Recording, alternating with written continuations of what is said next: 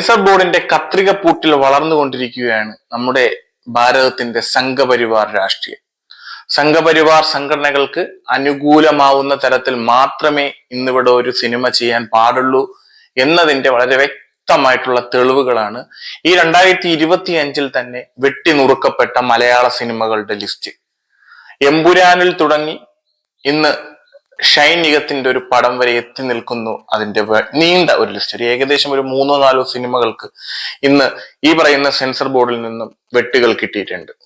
അതിനവർ കാരണമായി പറയുന്നത് പോലും വളരെയേറെ അത്ഭുതം ചൊലുത്തുന്നതാണ്. അത് അത്ഭുതമെന്ന് നമുക്ക് പറയാൻ പറ്റില്ല, കാരണം അത് എല്ലാം തന്നെ അവർ വെക്കുന്ന രാഷ്ട്രീയത്തിന് എതിരാണ്.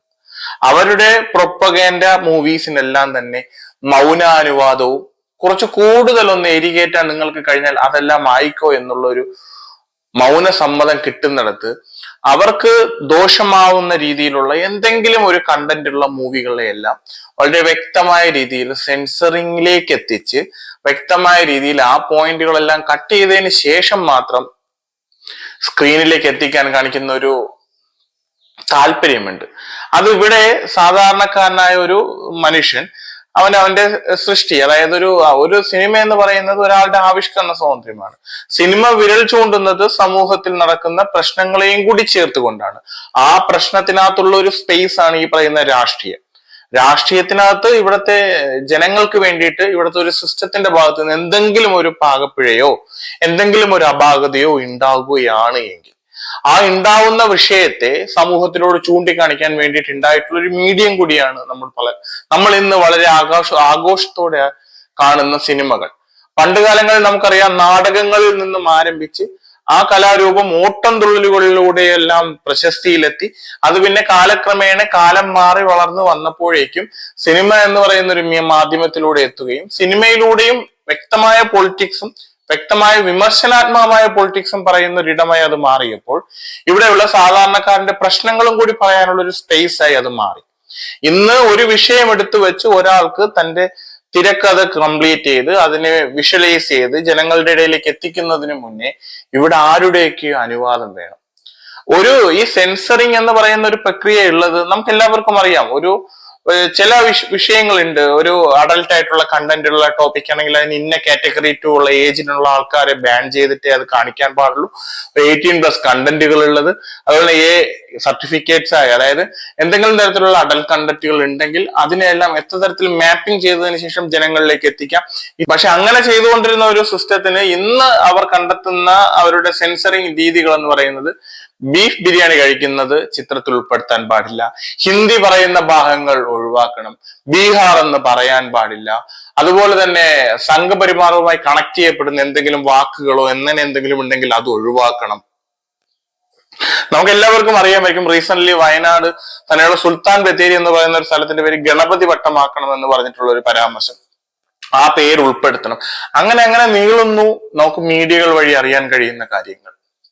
മീഡിയ ഇതെല്ലാം തന്നെ പുറത്തേക്ക് വിടുമ്പോഴും ഇതെല്ലാത്തിനും തന്നെ ഒരു വ്യക്തമായ വിഷമങ്ങൾ പറഞ്ഞുകൊണ്ട് ഇതേ സിനിമകളുടെ അണിയറ പ്രവർത്തകരും വന്ന് അവരുടെ ബുദ്ധിമുട്ടുകൾ പറയുന്ന കാഴ്ചയെ നമ്മൾ മീഡിയകളിൽ നിന്നും കാണുന്നുണ്ട്. ഇവിടുത്തെ സാധാരണക്കാർ, ഇപ്പൊ ഞാൻ എന്നിലേക്കൊന്ന് പറഞ്ഞു കഴിഞ്ഞാൽ, ഞാനിപ്പോൾ ഒരു വീഡിയോ ചെയ്യുന്നുണ്ട്. എനിക്ക് ഈ വീഡിയോ ചെയ്യുമ്പോൾ എനിക്ക് ഇവിടുത്തെ പൊളിറ്റിക്സിനെയോ അല്ലെങ്കിൽ ഇവിടെ എന്തെങ്കിലും തെറ്റുകളെയോ വ്യക്തമായ രീതിയിൽ എതിർക്കുവാനുള്ള അവകാശം എനിക്ക് എന്റെ നാട്ടിലുണ്ട്. എനിക്ക് എന്റെ ഭരണഘടന പറയുന്നത് പോലെ മറ്റുള്ള ഒരാളെ മോശമായ രീതിയിൽ സംബോധന ചെയ്യാതെ ഭരണഘടനയ്ക്കകത്ത് ഒതുങ്ങി നിൽക്കുന്ന രീതിയിൽ എനിക്കിവിടെ ആരെയും വിമർശിക്കാനുള്ള അവകാശം എനിക്ക് എന്റെ നാട്ടിൽ ഉള്ളിടത്താണ് ഒരു ക്രിയേറ്റിവിറ്റിക്കുള്ളിൽ കയറി ഇത്തരത്തിലുള്ള ഒരു പ്രൊപ്പഗൻഡ അജണ്ടകൾ വെച്ചുകൊണ്ടുള്ള കട്ടിങ്ങുകൾ നടക്കുന്നത്.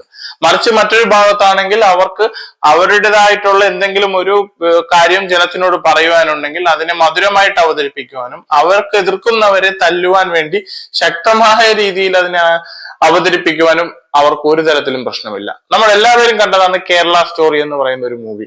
അതിനകത്ത് വെച്ചിരുന്ന രാഷ്ട്രീയം എന്താണെന്നും അതിലവർ പറഞ്ഞു പോയിട്ടുള്ള രാഷ്ട്രീയം എന്താണെന്നും ഇവിടുത്തെ മലയാളികൾ പല ആവർത്തി ചർച്ച ചെയ്തിട്ടുള്ളതാണ്.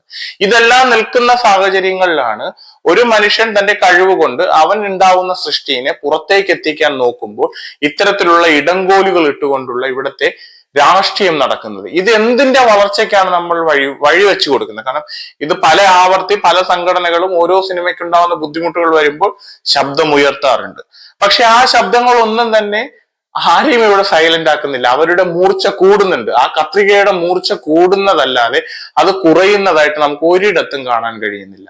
ഇവിടെയെല്ലാം വെട്ടി നുറുക്കപ്പെടുന്നത് ഒരുപാട് മനുഷ്യരുടെ ക്രിയേറ്റിവിറ്റിയും അവരുടെ പേനകൾ കൊണ്ട് അവർ എഴുതിയെടുത്ത അവരുടെ തിരക്കഥേനയുമാണ്. അങ്ങനെ ഇവിടെ ഒരു മനുഷ്യന് ഒരു ആവിഷ്കരണ സ്വാതന്ത്ര്യത്തിന്മേലുള്ള കടന്നുകയറ്റം ഉണ്ടെങ്കിൽ ഇവിടെ അതൊരു സ്വാതന്ത്ര്യത്തിന് മേലെയുള്ള കടന്നുകയറ്റം എന്ന് വേണം നമ്മൾ മനസ്സിലാക്കാൻ.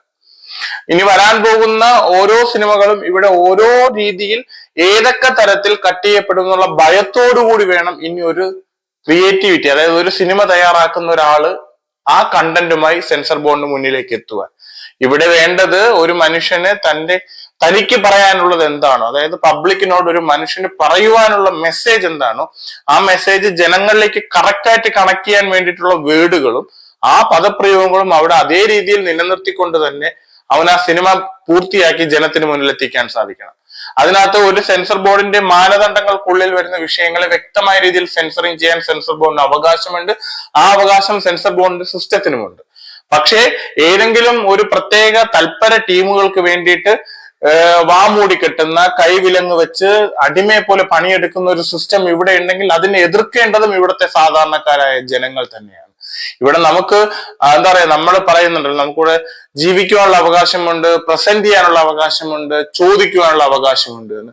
അതുപോലെ തന്നെ ഇവിടെ ഓരോ മനുഷ്യർക്കും അവരുടെ കാര്യങ്ങളും അവർ സമൂഹത്തിൽ കാണുന്ന വിഷയങ്ങളെയും ചൂണ്ടിക്കാണിക്കാനുള്ള അവകാശം ഉള്ളിടത്താണ് ഇത്തരത്തിലുള്ള വിഷയങ്ങൾ നടക്കുന്നത്. ഇന്ന് സിനിമാ മേഖലയ്ക്കുള്ളിൽ തന്നെ നമുക്കൊരു കേന്ദ്രമന്ത്രിയുണ്ട്. കേന്ദ്ര സഹമന്ത്രിയാണ് സുരേഷ് ഗോപി. ഈ പറയുന്ന സഹമന്ത്രിയുടെ സിനിമയ്ക്ക് പോലും ഇത്തരത്തിലൊരു വെട്ട് നേരിടേണ്ടി വന്നിട്ടുണ്ട്. അന്ന് മൗനം പാലിച്ചു. ഇന്ന് ആ പറയുന്ന സിനിമാ മേഖലയ്ക്ക് വേണ്ടി ഒരുപാട് ശബ്ദമുയർത്താറുണ്ട് സുരേഷ് ഗോപി. പക്ഷെ എന്തുകൊണ്ട് ഇത്തരം വിഷയങ്ങളിൽ ഇന്നും ഒരു മൗനം സുരേഷ് ഗോപി തുടരുന്നു എന്നുള്ളത് അറിയാതെ പോകുന്ന ഒരു കാര്യമാണ്. ഇതിനുള്ളിൽ ഈ ചട്ടക്കൂടുകൾക്കുള്ളിൽ പെടുന്നത് കൊണ്ടാണോ ഇനി ഒന്നും ഇതിൽ പ്രതികരിക്കാൻ ആ മനുഷ്യനെ കൊണ്ട് കഴിയാത്തതെന്നും ഒരു സംശയമുണ്ട്. എന്തായാലും ഓരോ മനുഷ്യരുടെയും പ്രശ്നങ്ങളായി തന്നെ ഇവിടെ നിലനിൽക്കുന്നുണ്ട്. ഇത് ഒരു മേഖലയുടെ പ്രശ്നമല്ല, ഒരു കൂട്ടം മനുഷ്യരുടെ പ്രശ്നമായിട്ടാണ് നമ്മൾ കാണേണ്ടത്. അതായത് സിനിമാക്കാരുടെ പ്രശ്നം മാത്രമായിട്ട് നമുക്ക് തള്ളിക്കളയാൻ കഴിയില്ല. അവർ പറയുന്നത് ഇവിടുത്തെ ജനത്തിന്റെയും കൂടി പ്രശ്നമാണ്. ആ പ്രശ്നത്തിനെ പറയുവാൻ ഇവിടുത്തെ ഏതെങ്കിലും ഒരു സിസ്റ്റം അവരെ തടസ്സപ്പെടുത്തുന്നുണ്ടെങ്കിൽ ഇത് സാധാരണക്കാരായ മനുഷ്യരെയും കൂടി പ്രശ്നമാണ് എന്ന തിരിച്ചറിവ് നമുക്കുണ്ടാവണം. ഇത്തരം കാര്യങ്ങളിൽ ഒരു മാറ്റം നമ്മുടെ മണ്ണുകളിൽ ഉണ്ടാവട്ടെ. പുതിയ ഒരു നിലപാടുകളിലൂടെ നമ്മുടെ നാട്ടിൽ ഇത്തരം വിഷയങ്ങൾ നമുക്ക് മാറ്റുവാൻ കഴിയട്ടെ. ഓരോരുത്തരുടെയും അവകാശമായ ആവിഷ്കരണ സ്വാതന്ത്ര്യത്തിന് ഇവിടെ വ്യക്തമായിട്ടൊരു സ്പേസ് ഉണ്ടാവട്ടെ എന്ന് പറഞ്ഞുകൊണ്ട് ഞാൻ എന്റെ വീഡിയോ ഇന്ന് ഇവിടെ അവസാനിപ്പിക്കുന്നു. മറ്റു വിശേഷങ്ങളുമായി വരുന്നതുവരെ നിങ്ങൾക്ക് എല്ലാവർക്കും നല്ലൊരു ദിവസവും ഞാൻ ആശംസിക്കുന്നു.